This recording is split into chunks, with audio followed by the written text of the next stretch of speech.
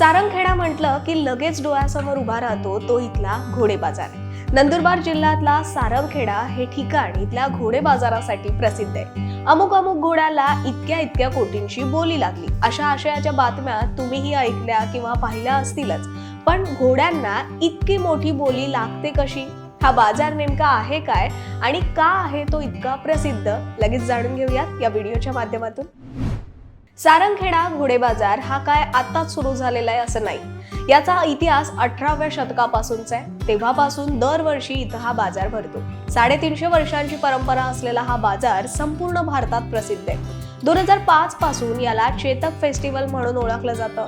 शोले पासून बाजीराव मस्तानी पर्यंतच्या अनेक चित्रपटांसाठी घोडे आणि घोडदळ पुरवणारा आणि अवघ्या 15 दिवसात तब्बल 10 ते 15 कोटींची उलाढाल करणारा खानदेशातला हा घोडे बाजार आहे. तसा देशभरात ठराविक ठिकाणीच घोड्यांचा बाजार भरतो. पण सारंगखेडाची गोष्टच वेगळी आहे. सारंगखेडा म्हणजे हे एक गाव आहे. महाराष्ट्रातल्या नंदुरबार जिल्ह्याच्या शहादा तालुक्यात तापी नदीच्या किनाऱ्यावर वसलेलं हे गाव.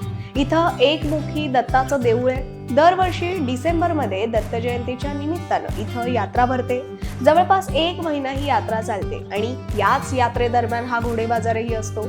यंदा 21 डिसेंबर पासून या यात्रेला सुरुवात झाली आहे. भारतातल्या विविध ठिकाणाहून नाना प्रकारचे घोडे या यात्रेत विक्रीसाठी आणले जातात.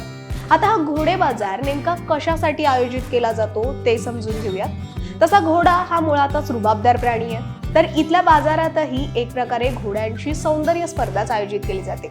त्यांचा रंग, उंची, त्यांचा भारदस्त आणि आकर्षक शरीर, त्यांची चाल, ऐट या सगळ्याचा थाट म्हणजे अश्वशौकीन व्यक्तींसाठी वेगळाच आनंद असतो.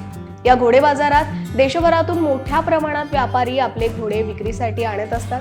इतकंच नाही तर संपूर्ण देशभरातले अश्वप्रेमी सुद्धा या ठिकाणी वेगवेगळ्या जातीचे हे घोडे खरेदीसाठी आणि पाहण्यासाठी येत असतात.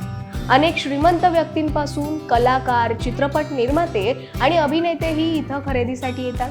पण या घोड्यांची बोली किंवा किंमत कशी ठरते ते पाहूया. साधारणतः घोड्याच्या रूपाप्रमाणे त्याचा शुभ गुण आणि खुणा यावर घोड्यांच्या किमती ठरतात. पण असं असलं तरी त्याची ऐट, चाल, रपेट, धावण्याची गती, नाचकाम, रुबाबदारपणा याचीही पाहणी करून खरेदीदार त्याची बोली लावतात. तर यंदाही अनेक अश्वप्रेमींनी या चेतक फेस्टिवलला हजेरी लावली असून यावेळीही कोट्यवधींची विक्रमी उलाढाल होण्याची शक्यता आहे.